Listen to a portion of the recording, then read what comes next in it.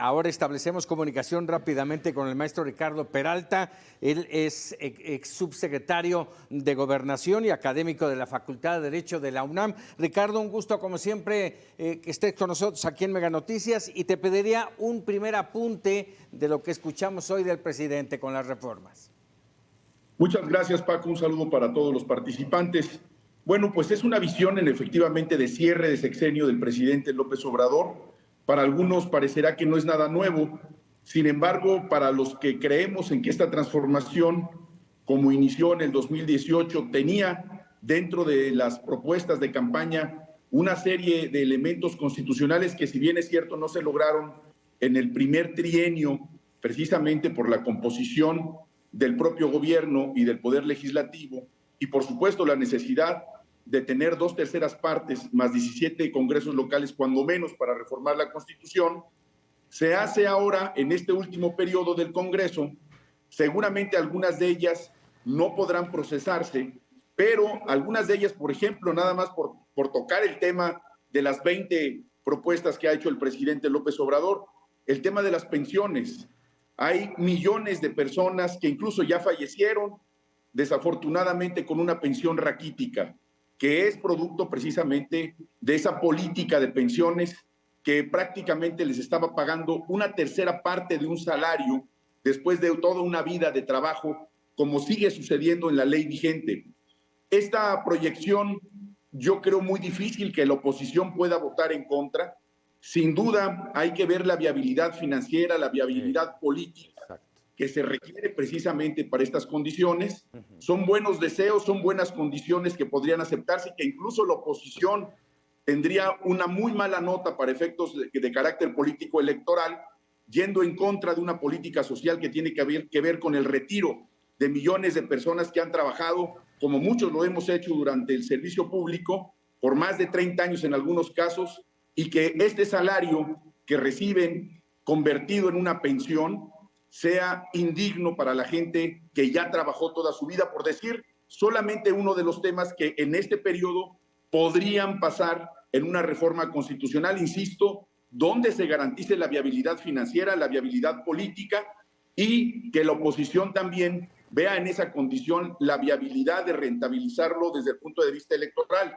Pero hay otros más que tienen una figura de reconocimiento, por ejemplo, el tema de los pueblos indígenas y afroamericanos.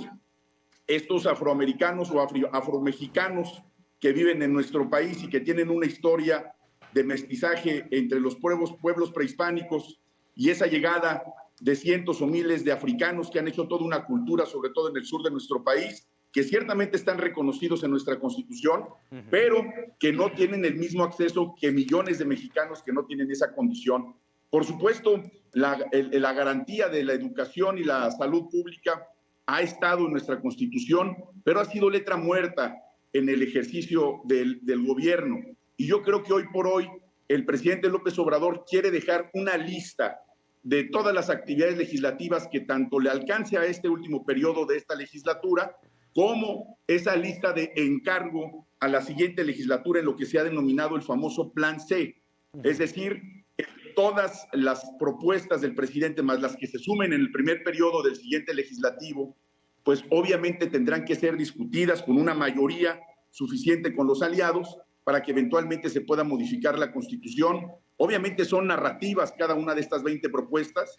Falta verificar, pues precisamente todo lo que tiene que ver con el tema financiero desde el punto de vista de la modificación de la Constitución, pero también de leyes generales, leyes federales, legislación secundaria que dentro de la jerarquía legislativa que se reconoce desde los primeros semestres de la carrera de Derecho, esta pirámide invertida de Hans Kelsen que todos los estudiantes de Derecho conocen, se tienen que modificar estas legislaciones y evidentemente una vez que se modifiquen tendrán un impacto social, tendrán un impacto político y sin duda un impacto económico. Hablando, por ejemplo, de los entes autónomos, hablando de derechos, hablando particularmente, por ejemplo, de la transparencia. La transparencia es un derecho ya constitucional.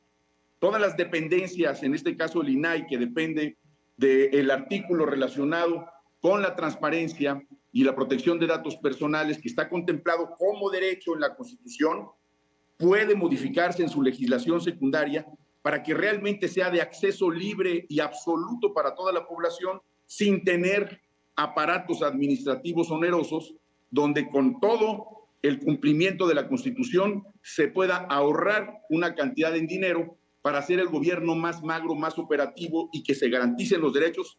Y lo estoy poniendo como ejemplo porque ha sido de los temas más quisquillosos de mucha gente que ha participado y participa en estos temas, porque se tienen que garantizar los derechos sin que necesariamente estos tengan un costo al erario, un costo a los impuestos y sin duda un costo al pueblo de México. Yo creo que es momento de hacer un buen análisis profundo de todo lo que implica un cambio constitucional de esta naturaleza. Es un primer buen saque que se tiene que analizar con toda frialdad, más allá de apasionamientos ideológicos, pero yo le veo viabilidad a los 20 puntos desde el punto de vista de las reformas que puedan practicarse, porque se trata de una transformación, lo que propone el presidente López Obrador. No es un tema de carácter estético o cosmético, se trata de una transformación que tiene viabilidad constitucional, pero esto se tiene que difundir con argumentación técnica, con viabilidad financiera y sin duda viabilidad social y política, y evidentemente llevarán su costo aquellos que estén en contra de estos derechos sociales, que si bien es cierto, insisto, ya están en la Constitución, ahora, ¿cómo los vamos a llevar a cabo en la legislación secundaria, querido Paco? Así es, Ricardo. Bueno, por supuesto, te agradecemos un primer apunte sobre lo que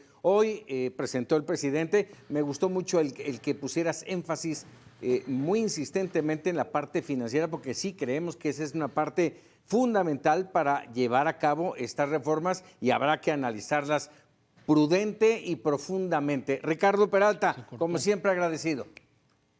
Muchas gracias, Paco. Un saludo para todos. Que estén muy bien. Buenas noches. Gracias. Bueno, si les parece, hacemos un corte y regresamos ya con el análisis de